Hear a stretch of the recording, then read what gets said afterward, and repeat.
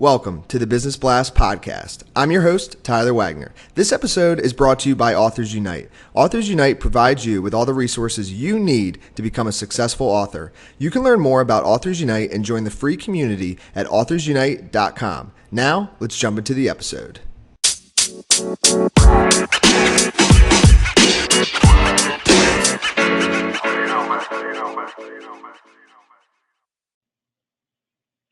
All right, everyone. Welcome back to another episode of the Business Blast podcast. I'm your host, Tyler Wagner. Today, I have Dan Morse with us. He's an online marketing consultant in the Portland, Maine area. So welcome to the show, Dan.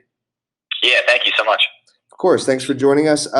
We'll dive into the first question. The first question I have for you is, what's the best story from your life that has an underlying valuable message? Yeah, good question. So this was pretty recent. It was about a year or so back. I was actually down in Orlando, Florida for a training seminar. And I was scheduled to fly back home to Maine that Friday. And I was just so ready to come home. All I wanted to do was sleep in my own bed. And as the day went on, I just realized that the world just wasn't going to cooperate with me that day. I remember I hit my connector flight to New Jersey, I think it was. And then basically came to find out that all flights going back to Portland had been canceled. And it sounded like I was pretty much stuck in New Jersey for the weekend. So after hearing that, I basically just said, screw that. And I was going to focus on doing whatever I had to do to get home that night, which was my end goal. So I basically talked my way into a first-class flight to Boston. I just figured the closer I could get home, the better. Got into Boston around 11:30. From there, I hopped onto a bus that I heard was heading back to Portland. I didn't even have a ticket at the time, but I knew if I got on it, I could square the rest of that up later. Basically told the driver my story, was able to end up buying a ticket, on the bus ride back. Got into a bus station around 1 a.m., took an Uber back to my house, got into my own bed at around 1:45 in the morning. Mission accomplished. And basically what I learned is I didn't really focus on how it was going to happen. Just kept my focus on that end goal and just did whatever I had to do in between then to get there. And I've come to realize it's kind of how I tend to approach long-term goals now. And what's the most valuable piece of information we should know that's within your expertise or industry? Yeah, sure. So like I said, I focus on digital marketing for small businesses, and I've come to realize that, as a society and as consumers, we place a lot of emphasis on doing our research before we make a buying decision. So from a business owner's perspective, if you don't have a strong online presence, where someone can easily find you, find what they're looking for from your site, and then most importantly, find a simple way to connect with you, whether it be a direct phone call, an email, a request for a quote, then if you're not doing those things, you're really not going to have a good shot at earning that person's business. And the troubling part is they may end up going with your competitor who may not provide as good a service and customer experience as you would, but they're getting that opportunity because they took the time to make sure everything is buttoned up as far as their online efforts. So I would say it's vital to think like your customer. And if your customer is looking for you online, make sure you're doing what all you can online for them to find you.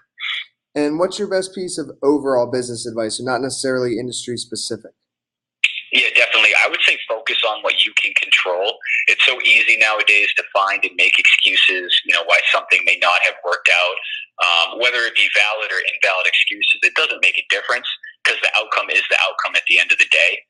I've always been a big fan of the TV show Entourage, and Ari Gold, one of the main characters, had a quote from one of the episodes I've always loved, and he basically said, hey, there's no asterisks in this lifetime, only the scoreboard. And things you can't control are, someone canceling an appointment on you, or, their phone going to voicemail, or, your car breaking down on the way to an appointment. But what you can 100% control is what time you start your day, how many calls you make, your efforts in regards to confirming appointments so they do hold. And when you really hold yourself accountable for everything throughout your day, I also think it makes it that much sweeter when you do succeed in accomplishing those goals and those tasks at hand when you may have to overcome some adversity along the way. Yes, and I am also a huge fan of that show. So that's awesome. I love Ari. And if you could give your younger self one piece of advice, what would that be? I would say the importance of time blocking for sure. I used to be kind of like a scatterbrain for lack of a better word when I kind of first got started. And it's so easy to get distracted from what you're trying to focus on nowadays, whether it be emails coming in or or notifications from Facebook popping up, or side conversations with your coworkers. And I quickly came to learn that failing to plan is planning to fail. And so now I like to go into each day with a plan. It might look something like from 8 to 9. Listen, man, I'm just going to sit down and focus on getting out emails and follow-ups to clients I met with last week. From 9 to 10, I'm doing nothing but prospecting, or cold calling rather, new prospects I've never spoken to. 10 to 11, I'm going to sit down and just do nothing but research for some new local prospects and clients I've never reached out to kind of start filling up my pipeline, so on and so forth. And this kind of goes back to what I was saying earlier about holding yourself accountable and how easy it can be to make excuses.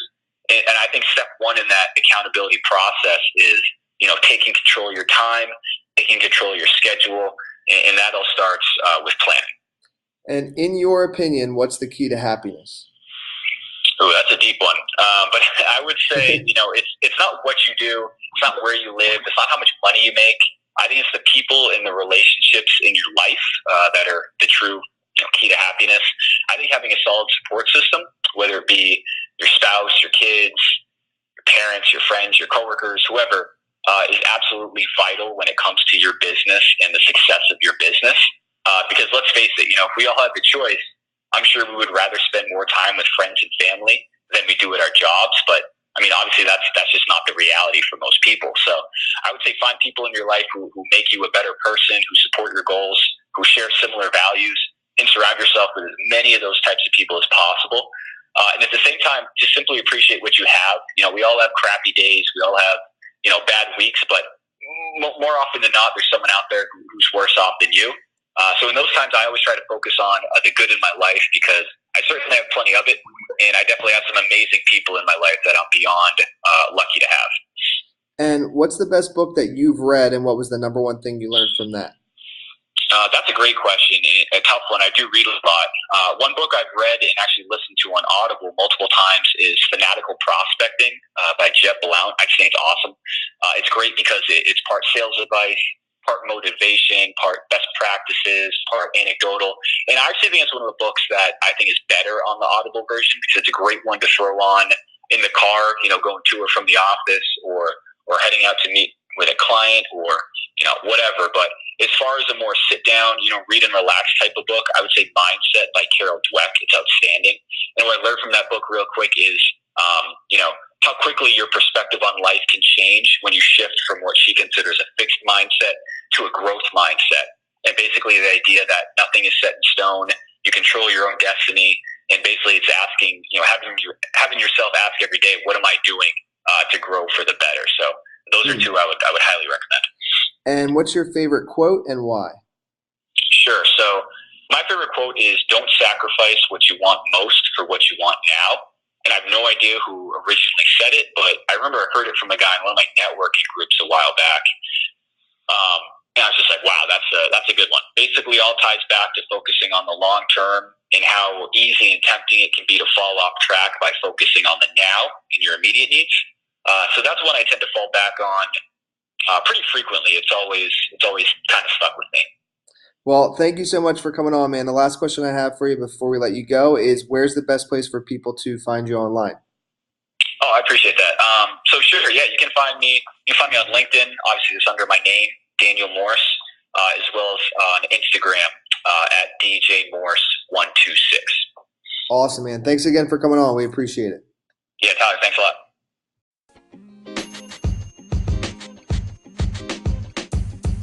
The podcast you just heard was recorded with Anchor. If you want to make your own, download the Android or iOS app completely free from anchor.fm/podcast. That's anchor.fm/podcast.